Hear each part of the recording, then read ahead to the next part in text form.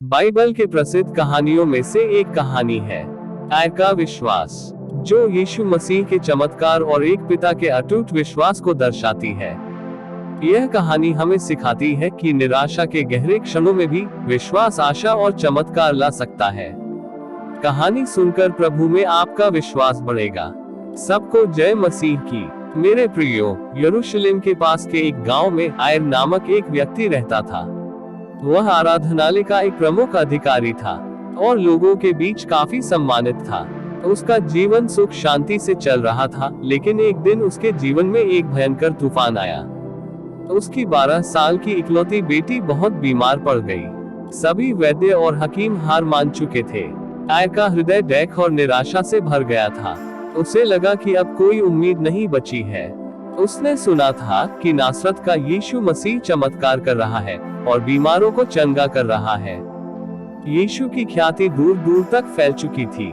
आयर को लगा कि शायद यही उसकी आखिरी उम्मीद है। अपनी प्रतिष्ठा और पद को छोड़कर वह यीशु को ढूंढने निकल पड़ा। उसने भीड़ में यीशु को देखा और तुरंत उनके पैरों पर गिर पड़ा। उसने अपने आंसू भरी आंखों से यीशु से विनती की, हे प्रभु, मेरी बेटी मरने वाली है। कृपया मेरे घर आइए और उस पर अपने हाथ रखिए ताकि वह ठीक हो जाए।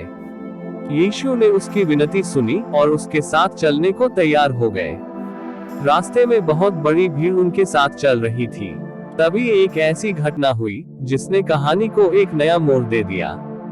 भीड़ में एक स्त्री थी जो पिछले 12 सालों से खून बहने की बीमारी से पीड़ित थी।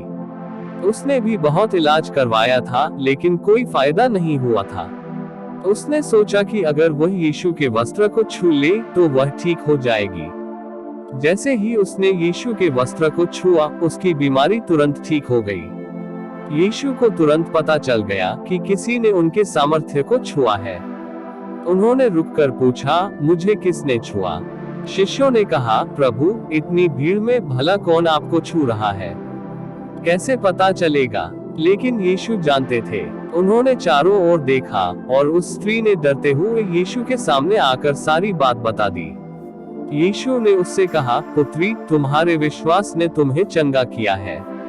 शांति से जाओ और अपनी बीमारी से मुक्त रहो। यह सब देखकर आयर के मन में बेचैनी बढ़ रही थी।